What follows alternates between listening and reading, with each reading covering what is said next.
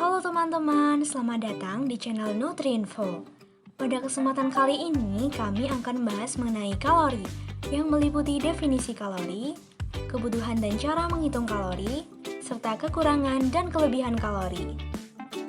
Sebenarnya, apa sih kalori itu? Kalori adalah salah satu kebutuhan pokok manusia agar bisa bertahan hidup dan menjalankan aktivitas sehari-hari. Kalori merupakan suatu nutrisi yang terkandung dalam makanan.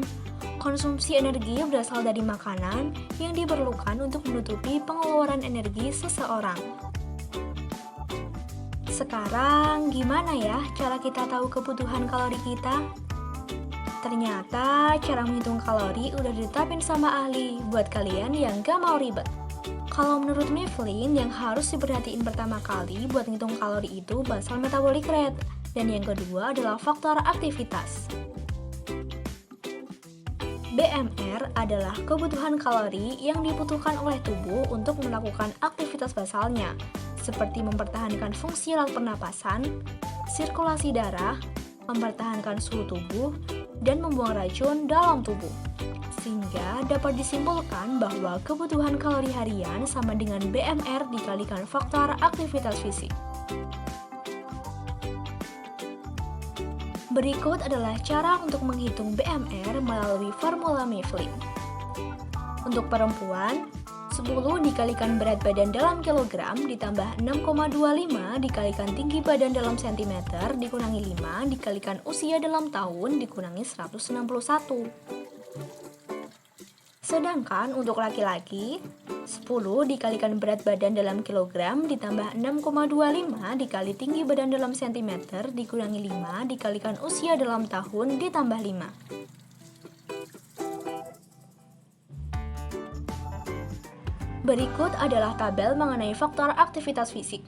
Dalam kategori ringan, laki-laki memiliki faktor aktivitas 1,58, sedangkan perempuan 1,45. Dengan jenis kegiatannya yakni 75% dari waktu yang digunakan adalah untuk duduk atau berdiri dan 25% untuk kegiatan berdiri dan berpindah. Contoh aktivitasnya yakni aktivitas kantor tanpa olahraga dan aktivitas fisik yang tidak menguras tenaga. Sedangkan dalam kategori sedang, laki-laki memiliki faktor aktivitas 1,67, sedangkan perempuan 1,55. Jenis kegiatannya yakni 25% waktu yang digunakan untuk duduk atau berdiri dan 75% adalah untuk kegiatan kerja khusus dalam bidang pekerjaannya.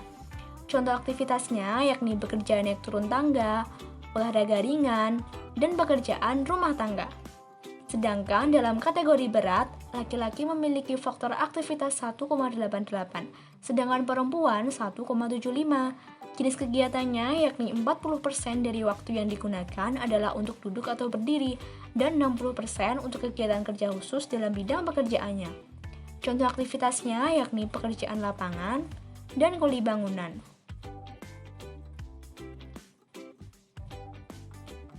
Ada beberapa faktor yang mempengaruhi kebutuhan energi individu, seperti aktivitas fisik, specific dynamic action, pencernaan, penyerapan, dan distribusi, serta modifikasi dan penyimpanan zat makanan terkonsumsi. Ada juga metabolisme basal dan faktor lain seperti kondisi khusus yang meliputi hamil, pertumbuhan, dan laktasi. Berikut adalah contoh studi kasus untuk menghitung kalori harian. Arlita memiliki berat 45 kg dan memiliki tinggi badan 155 cm. Saat ini, ia berusia 19 tahun. Kegiatan sehari-harinya adalah sebagai seorang pelajar online school. Namun, ia tidak melupakan olahraga. Ia olahraga 3 kali dalam seminggu. Pertanyaannya, berapakah kebutuhan kalori Arlita per hari? Berikut adalah penjelasannya. Pertama, kita cari tahu dulu BMR Arlita.